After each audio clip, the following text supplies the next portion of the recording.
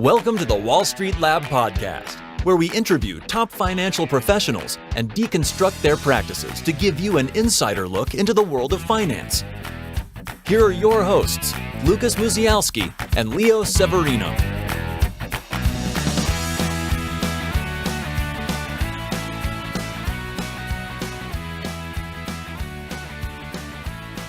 Hello and welcome to the 12th episode of the Wall Street Lab podcast.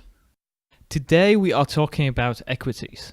If you are a long-time listener, you know that we've previously covered a variety of topics, including hedge funds, M&A, private equity, but we haven't really had a proper equities episode yet. So this week this changes, as we have another senior professional who's going to be happy to tell you about his experience working in this field. Well, first of all, Luke, we have to say a big thank you to Allianz Global Investors for being on the podcast for the second time now. The first time with Brian Tomlinson, who was kind enough to refer us to Jörg, who is our guest today. And Jörg de Vries-Hippen is and sorry if I mispronounce your name, Jörg. He's the CIO for European Equities for Allianz Global Investors. He's been at Allianz for over 25 years now. During our conversation, Jörg was kind enough to share with us how he progressed through his career within Allianz Global Investors and how he had to adapt from starting 25 years ago at a small company to becoming this large global asset manager today, which is Allianz Global Investors. We talk about how to differentiate between signal and noise, how to make sure that you're not distracted from daily news. We talk about the importance of reading, also the importance of experience if you want to become a successful portfolio manager, and many other topics. So this is a very pleasant conversation, and if you are interested in equity research or portfolio manager, I think this one is going to be valuable to you. Just before we jump into the interview, if you enjoy the show, please show some love and leave us a 5-star review on iTunes, as it really helps us to grow the show. And now, without further ado, please enjoy our interview with Jörg de Vries-Hippen. Well, Jörg, thank you very much for agreeing to be part of the Wall Street Lab, being interviewed by us. We like to start these interviews by asking first, if you meet someone at a cocktail party that doesn't know anything about finance, how do you describe to them what you do? Look for a different job. I would say it's the greatest job I could find in the world. If you see me now as portfolio manager, I would say finance is necessary, but a lot of people even not think about finance. It's a service they use. They have not in mind how much is behind that. And I would say that is the interesting thing. So you have space really to improve. Mm-hmm. And I would say finance in the end is anything that helps to make people make their life easier, because they need us to have retirement, to have insurance, to have health insurance, all that things. All that is behind finance. Okay. Let's go back a little bit and think of the days when you started. So can you tell us how you started in finance, how that journey was for you? For me, it was a very interesting journey, because in my last year on the university, I even promised friends around me I will never work for finance, never, ever. And then it's like very often in your life, it came different. I get an internship.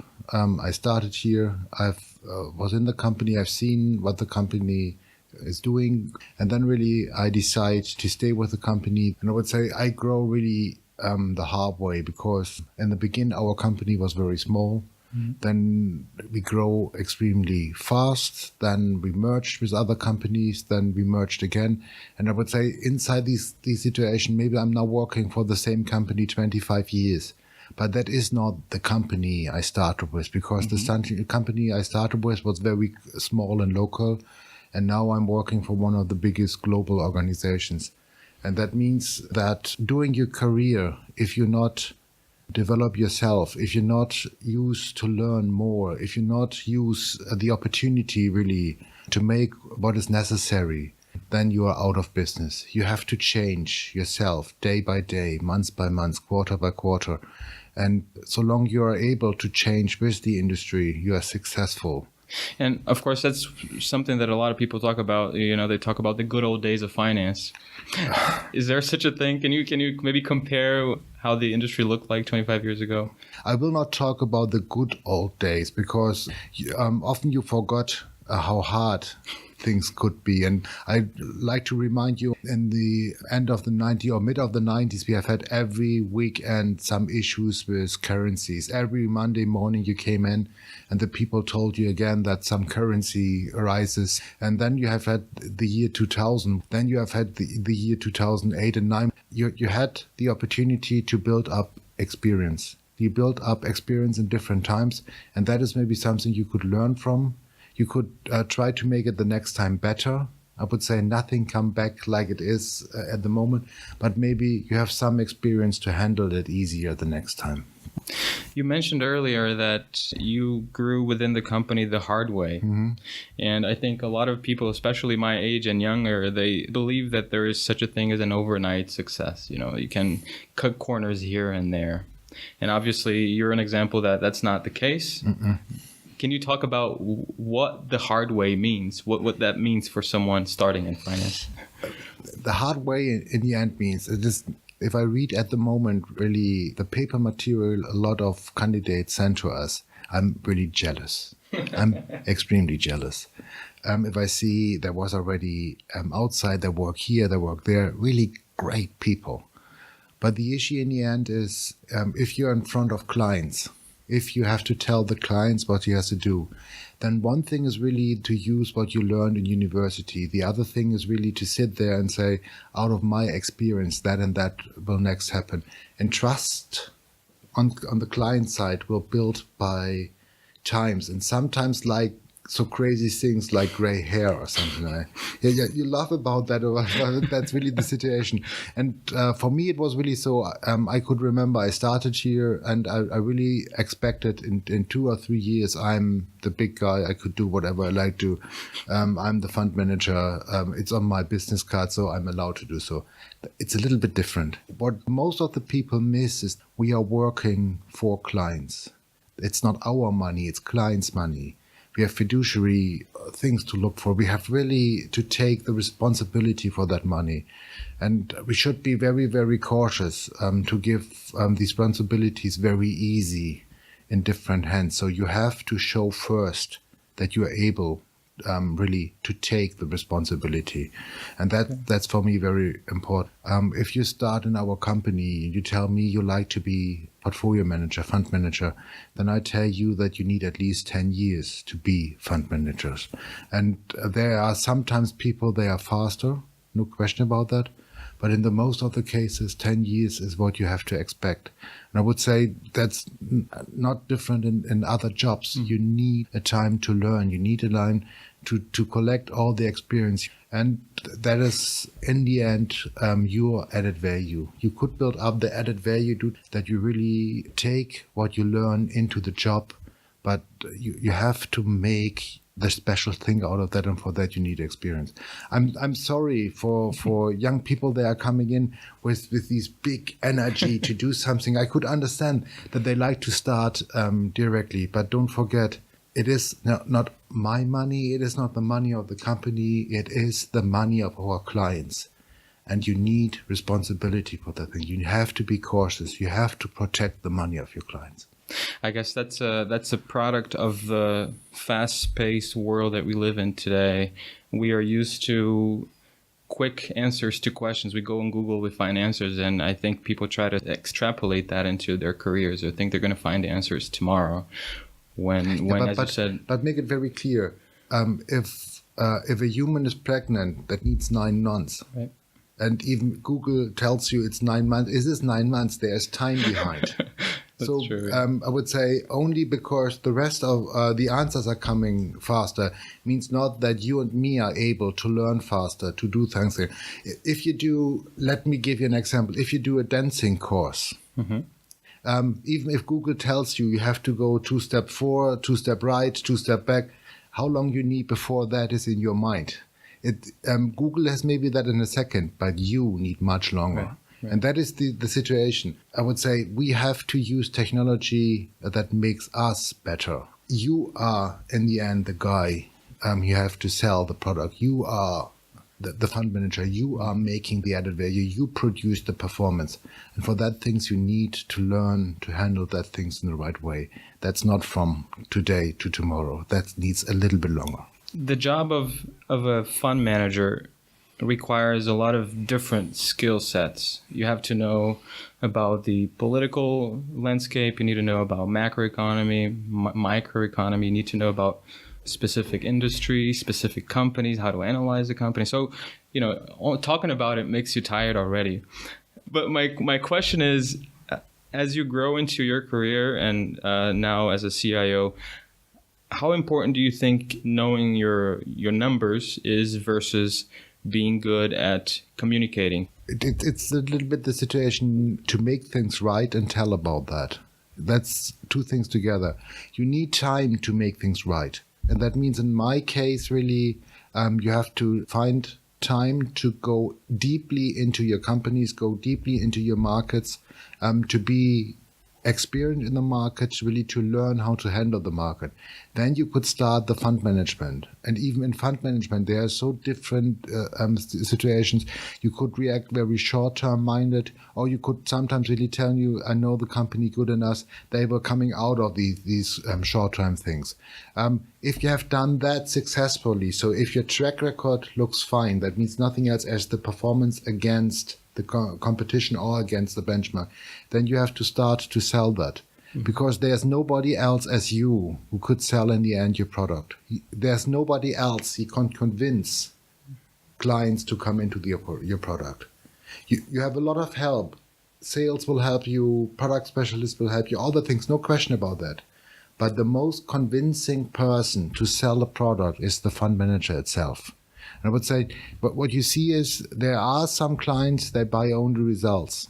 But the most of the clients, they like to have results plus the conviction that that they buy the right person behind, because otherwise it's maybe better to look for ETFs or other things.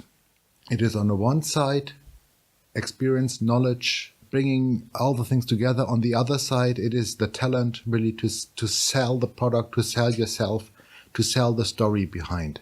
And yes, you're right. You need deep insight about companies. You need deep insight about economics. You need a clear view about politics. And sometimes you need a little bit of you know all of that things, but you're not looking for that things because that could be disturbing. So that is the experience. Maybe you know there are political issues in different areas of the world, but not look too deep into that things. Be concentrated more on the fundamentals and then react on that fundamentals. And don't let you disturb too much from the noise today in the newspaper. It's much more important to look for 1 year or 2 years. And that is the situation. Yes, know what exactly what their company is doing, have experience to bring that in, but sell the whole story. Okay. You talked about noise, and I'd like to touch on that. We are bombarded every day with information. We receive information from all different sources. You probably more than anyone else in your department. How do you differentiate the signal from the noise in your job? Extremely good question. First of all, I get between 500 and 1,000 emails a day. I have access to all big newspapers. I read between 3 and 5 newspapers a day. For me, the worst source of information is the television. The written word is sometimes much better because the written word needs thinking before you write things down. But the only thing what you could do is really concentrate in the end on what you believe is important. I would say that's not easy, but that is 10 years I've talked about. The 10 years are not bringing good ideas into portfolio management or building up knowledge about different companies. The 10 years are more to learn to handle unimportant and important news. Handle more the situation on what I will react and on what it's better not to react. Mm-hmm. And that's for me the most important thing. And in the end, I could not tell you why I react on that or these. It's more the feeling it could be the right thing or it is the wrong thing. If I look on the evening or a year later to the news, I'm not perfect in that thing. But my job has to be maybe 60, 65, 70% of the right news I have to find. I will never be able to find 100% of the right things. But I would say, for me, it's really important if I read the newspaper and I see the next election is coming, if I see the profit warning from a company, really to understand how deep is the impact for the company. Is the profit warning because there was only one product too late or too early in the market, or is there really a structural issue behind that? It's the same thing with political issues. Is there structural things, or is that only because at the moment it's for a short term into the things? Make it very clear. Structural is Brexit.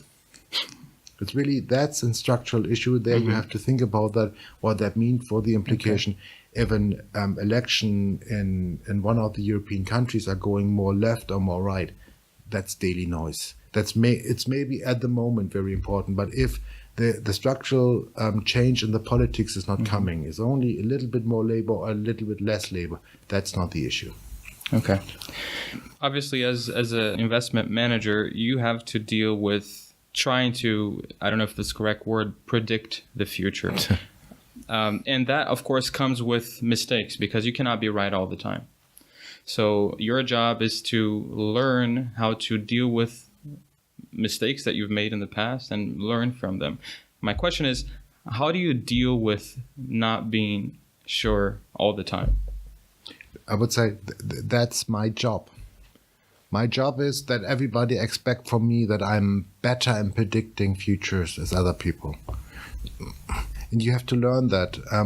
And one thing is for sure, you could really try for years to predict. You could really work very hard in every material you could find.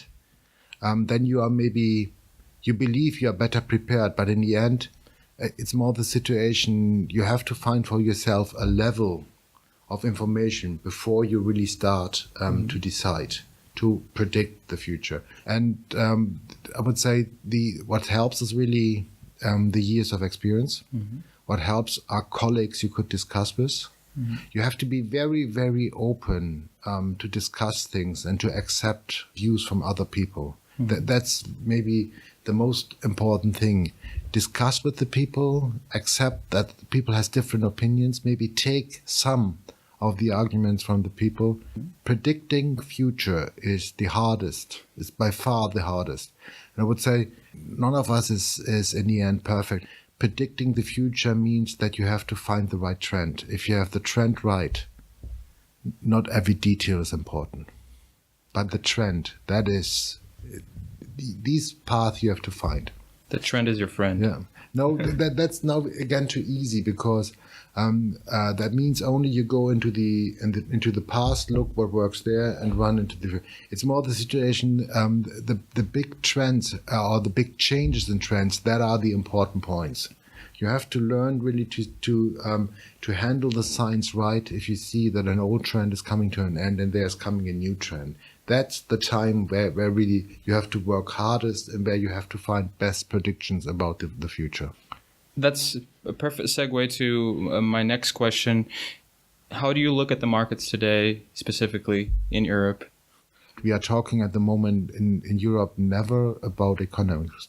At the moment, we talk only about politics. And I would say for equity markets, especially even for bond markets, are politics not unimportant, but not the most important thing. For us, it's the most important thing, really to look what the economics are doing, and they are going better.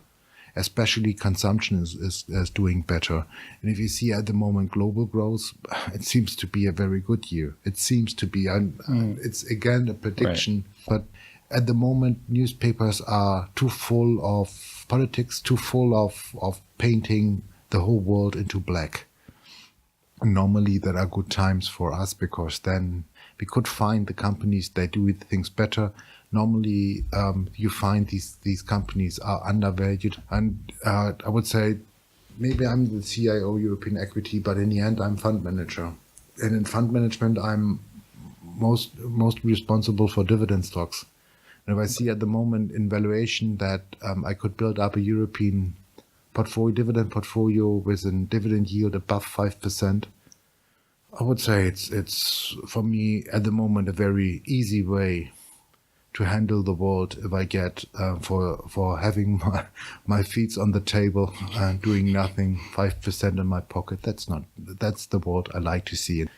I guess people don't like dividend stocks because they're not exciting enough. But that doesn't mean they're not, a good investment to make. No, the issue is it is much easier to talk with you about growth stocks, about companies they're doing things completely new. Right. It is much easier to talk with you about the automobile industry if I talk only about self-driving cars, if I talk maybe about electric cars, other things. But the real market is different. At the moment, 99.9% of all cars are fuel-driven. At the moment, 95% of people are not able to pay a lot of money for having self-driving assistance. So it means the real market looks different as what we are talking about then. And I'm boring. I know that if I talk about the other things, if I learn something in my life, it is sometimes it's better to be boring but be predictable as to be at all time, every day, a new thing, every day, something different. To convince clients to buy something, you have to be predictable. To be predictable, sometimes it's better to be boring. And make it very clear, success is very important. And my biggest success is to be boring. Sorry, then I'm boring. I would say it will be a little bit boring in my stock selection, because what I like to see is really clear business models, is a clear cash flow trend, is a clear idea how I could predict the future of the company. And I would say that's maybe a general statement for our company, because most of our equity philosophies are building in the end on cash flow development. To predict cash flow development, you have to understand the business model. And then, no question about it, it's more the question what you're doing with the cash flow. If you reinvest the cash flow into the business and you get more out as in the as out of these, then you have a growth stock. Very interesting. But in the end, the story behind is boring, because what you need is cash flow. Maybe sometimes the life cycle is so good and the things work so well that you produce so much cash flow that you could not reinvest all the money. And if you then use the money to pay dividend, great. Yeah. Looking at what is boring is probably where the opportunities are, right? Because people are always looking at the most exciting things, what's happening, what's new, what's the new technology. But that's where everyone is. There are people, they are really, really good in finding every month's new trends. And there's other people, they are much better and predictable because you know exactly what they are doing. It depends on you what you like to be. For the, let's say, 25-year-old that is at home right now trying to figure out what stock to invest in, Peter Lynch talks about investing in stocks that you understand, that you know. Do you agree with that, or would you look at it in a different way if you're investing your own money in individual stocks, not as a portfolio? First of all, be cautious with books of people that tell you how they were successful. I would say there was different times and markets learn very fast. So that is the other thing. I talk about experience, no question about that. But to use only experience blindly to put them into the market and believe the market will react in the same time the next, it's too easy. That will not work. So you need a little bit to do your own homework. The other point is it depends completely on you. I could not tell you that 25 years is looking for stocks. There are people, they are more conservative. They are more thinking about having success in 5 years or in 10 years. And there are other people, they expect to have the success tomorrow. Congratulations if you have the success tomorrow, but that is not predictable. That is more playing a game. What we are doing is really to make a long-term investment philosophy. Okay. You need the fundamentals of the company. You have to check really, is the company able to be better as the market? Is the company, for what you could see here, rightly, has the company the right valuation? Is the right management team behind that? And that is maybe the most important part of my job in the end. On the one side, have a clear idea about the fundamentals. On the other side, talk with the management and try really to bring fundamentals with the reality together. Hear what the people tell and predict together with the management, what is the company or what the company is able to do in future. So if I'm in front of a 25-year-old and he likes to invest, he has to check first in which direction he has to invest his money. And most of the 25-year-old will tell me that they like to have growth companies. Nothing against, but be cautious with growth and valuation. Okay. And I would say to put all eggs in one basket could be very, very hard. Okay. Let's talk a little bit about technology. Everyone is talking about how it will disrupt the way that we work in the financial services industry, specifically in asset management, which is your area. How do you see technology playing a role in the asset management industry in the next 5 to 10 years? Disrupting technology is, on the one side, bad, and a lot of people sit there, are afraid for that, are frustrated, are in panic. On the other side, disrupting technology offers you all opportunities you need. It's more the situation you have to live with the world. You have to accept that. And I would say, if you are the guy with the horses 100 years before and you have seen the first cars, you said, never, that happens, never. If you see the first self-driving car, and I discussed with my colleagues and I said to them, I don't believe in that, then I have to be very cautious that I'm not the guy selling horses 100 years before. Okay. You were talking about the horse example, and I was thinking, I was driving with my dad one day with the GPS on, and he says, Leo, why don't you try to learn the way and just turn off your GPS? Yeah. And I said, because I have a GPS and I don't want to think about it. And he says, but you're never going to keep your brain active if you don't know how to get to places. And I would give the exact same example. You know, back 100 years ago, it was important to know how to ride a horse. Let's switch gears a little bit and talk about, let's just imagine you're hiring for an investment manager position, or a portfolio manager, or an analyst, and you receive 100 CVs. What are some of the things that you look at when you're looking at those CVs?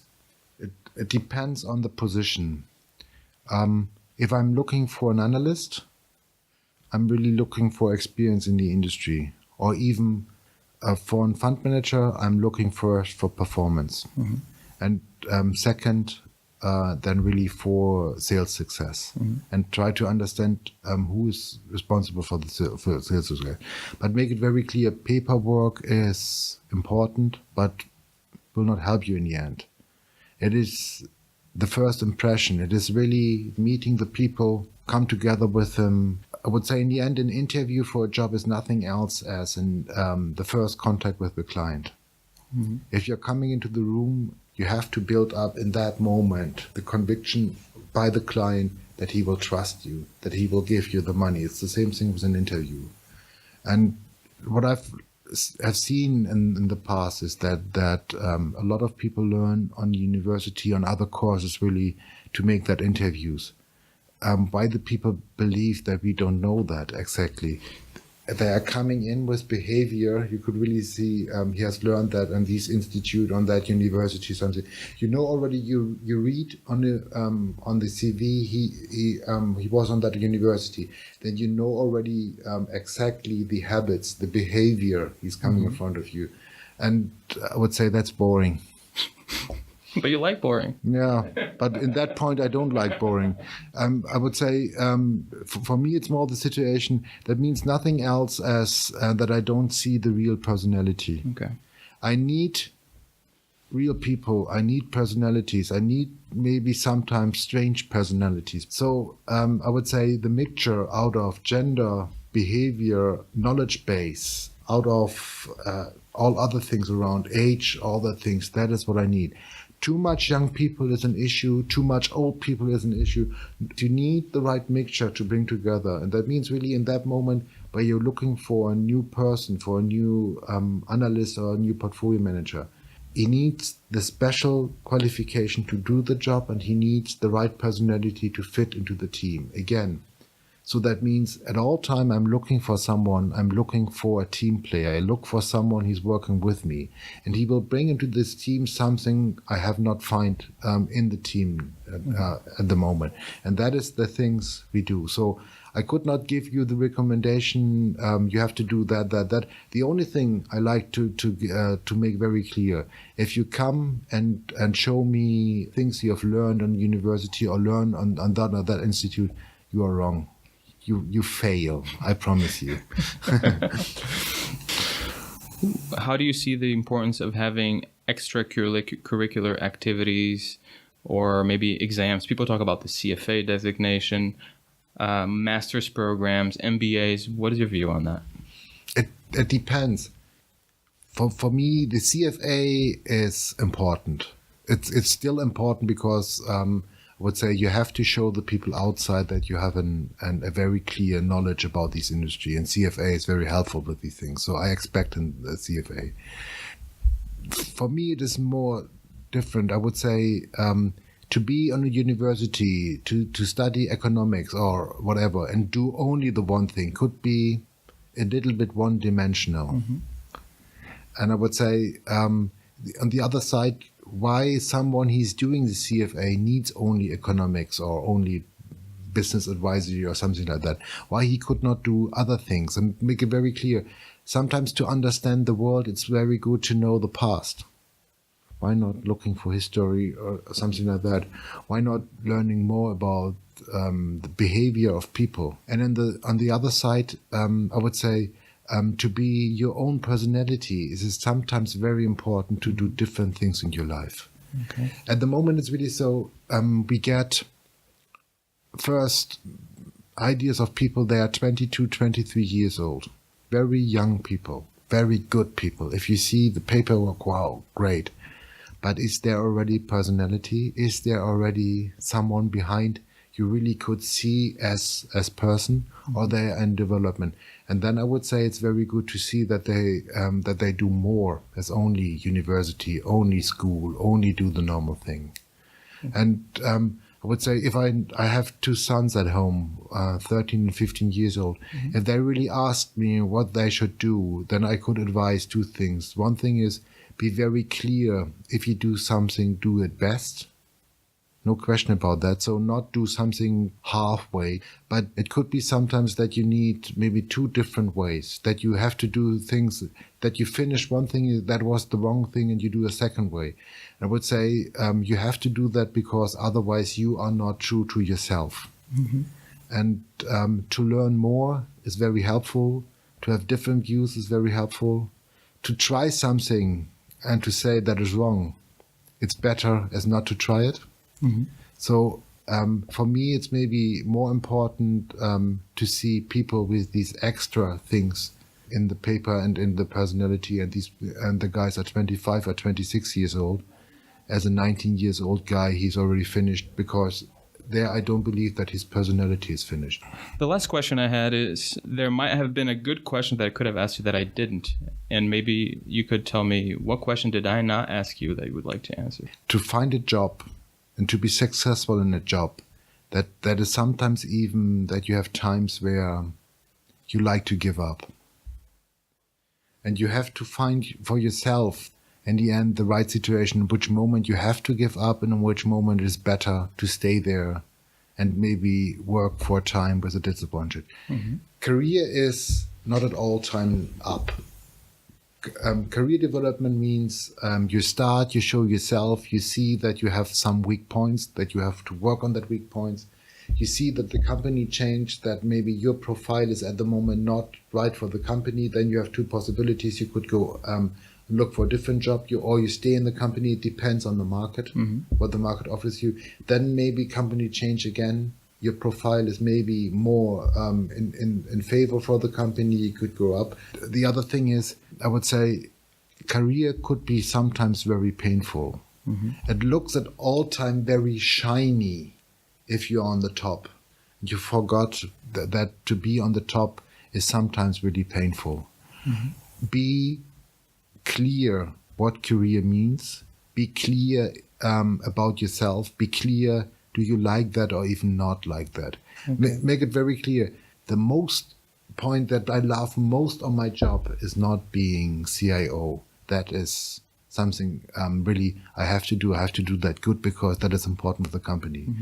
But the fun part of my job is being fund manager, meeting people, talking about things, being involved. If you meet the representatives of the companies, if you see how production works, that is the fun part of my job. That is really something where you could learn. So be aware about your wishes, be aware about what will happen if the wishes come true, and then work on that. And I would say career, make it very clear again, is not a steady way up. It's up and down. If you not learn to handle downs very well, you could not be successful in up phases.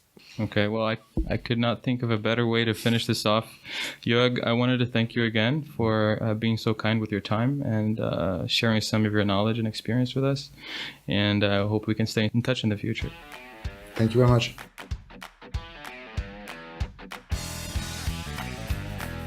Thank you for listening to the Wall Street Lab podcast. For the show notes and much more, visit us at www.thewallstreetlab.com. To see what we're up to before anyone else, subscribe to our newsletter on our website and follow us on Facebook and Twitter.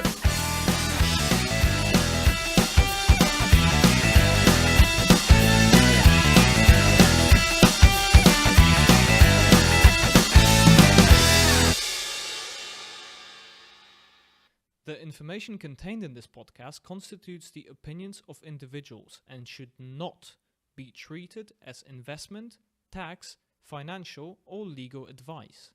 We take no responsibility for the accuracy of any statements made in this podcast. Any copying, distribution, or reproduction of this podcast without the permission of the creators of the podcast is strictly prohibited.